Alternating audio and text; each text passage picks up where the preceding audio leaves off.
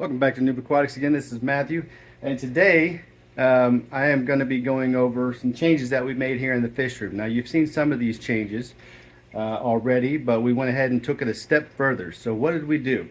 So let's take a look at our tanks here, because we moved some stuff around, decided not to breed certain things, and then went strictly just to breeding three specific creatures within the freshwater aquarium hobby.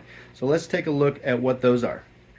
Alright, so everybody remembers the 75-gallon aquarium, right? So in this aquarium, we decided to add a few things. So in here, we added Java moss and Java fern. Okay, you'll see here, got that there.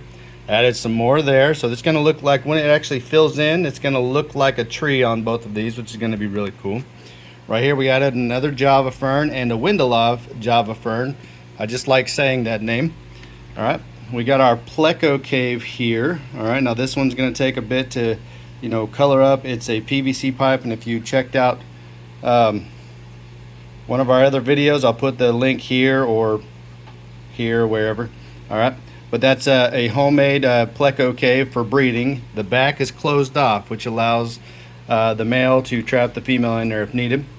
One other thing that I did was I moved around some of the Apisto huts. Added another one in the back there, and then added some Java moss and a Java fern to the catapa bark.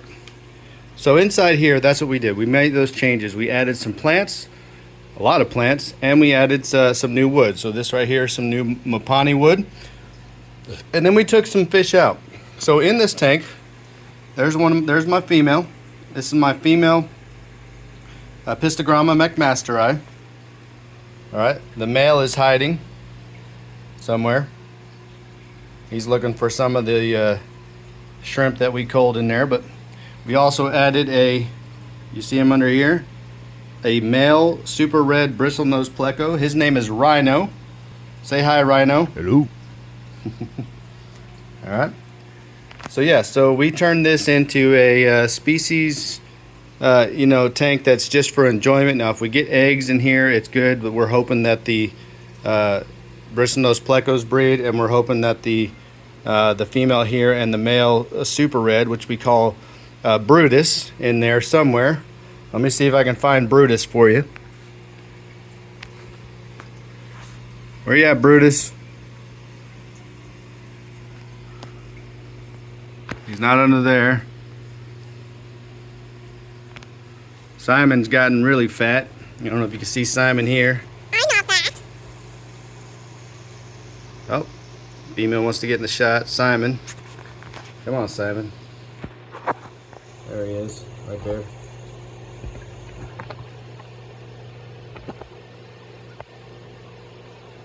Okay, well, I can't get a very good shot at him.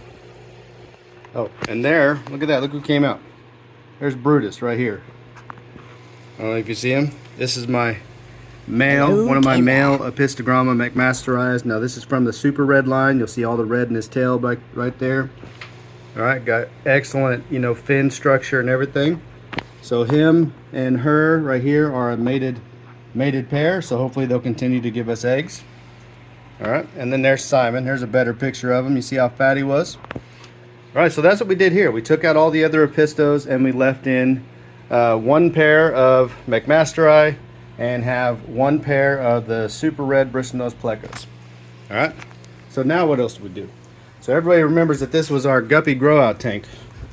Alright, in guppies, I'll tell you what, it's just too much for us. So we decided to go with something different. So in here we have our blue and yellow tank. So this is a blue, and it's hard to see, but a Blue Dream Neocaridina shrimp and a neon yellow, you'll see them back there, Neocaridina shrimp tank. And we're hoping to produce some green ones. Now we already have two green ones in there. I don't know where they're at. Hard to see because they literally match all of the stuff in there, but we have some green ones in there. And then we're also breeding assassin snails in here. So that'll be something that we sell. So you'll see here that these assassin snails are actually mating right here in the front. All right. They've already eaten half of the ram's horn snails that we have in there, but we keep adding more.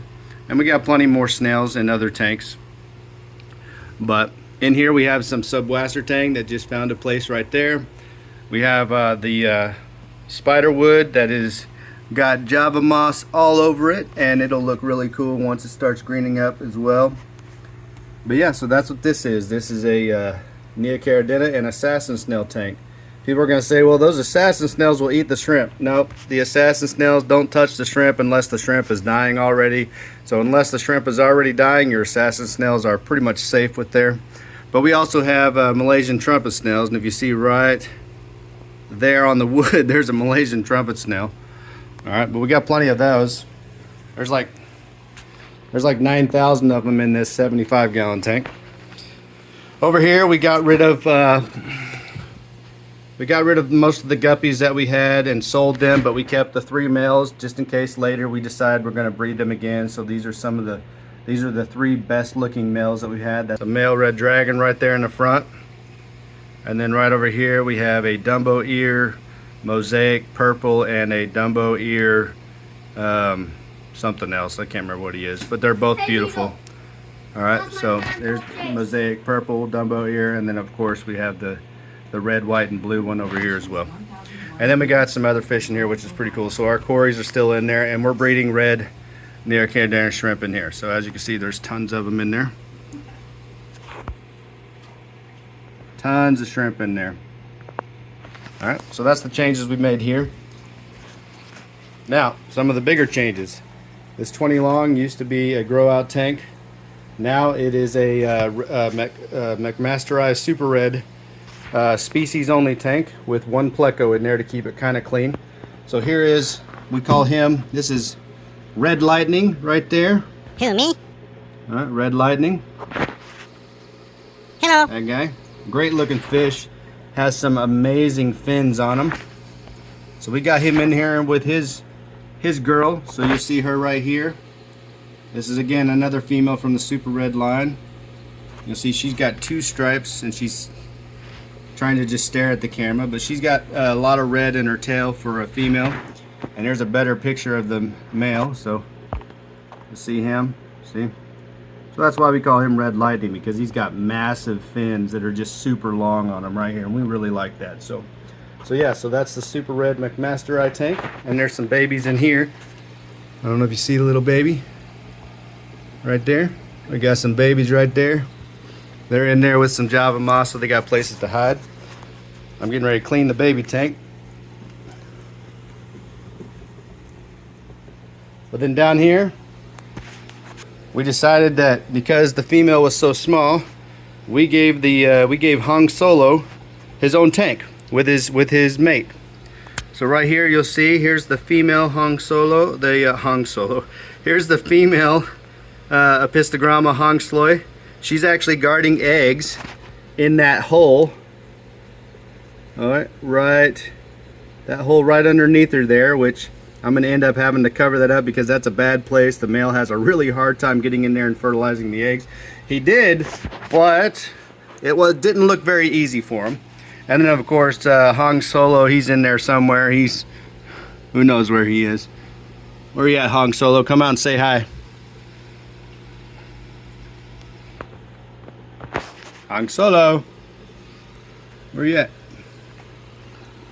There's the female again. She's back there digging at the ground. Oh, there's Hong Solo. There he is. Hey, where's Chewie? Good looking guy. He's got the great yellow in the front, the red in the back here, yellow fins. Beautiful looking Apistogramma Hong Sloy. Excellent fin growth too. So, but yeah, there's Hong Solo.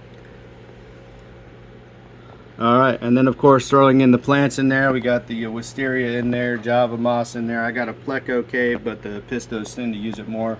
And we're hoping that the Java fern grows back. It melted away in there. We had a TDS issue, but we got that corrected, and everything is growing back. You'll see that the anacharis right there is growing back at the tips, and we're hoping that the Java fern does the same. So normally it will. It still has a very green rhizome. I don't know if you see there. We got a really green rhizome on all of them, and then assassin snail eggs in there. There's assassin snails in here as well because of the Malaysian trumpet snails. All right.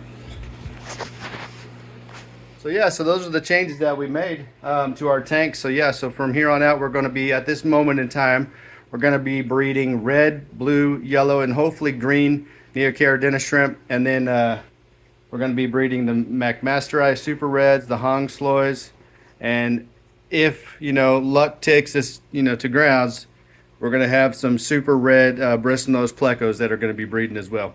But that's what we're going to stick with for a while. This is, of course, an apartment. So if anybody actually has a fish room like we do and lives in an apartment, then you'll understand why, you know, we have to limit the amount of breeding projects that we have in the house. So, well, thanks again for coming back to NoobAquatics and checking out the changes that we made around the fish room. And I hope you have a wonderful day.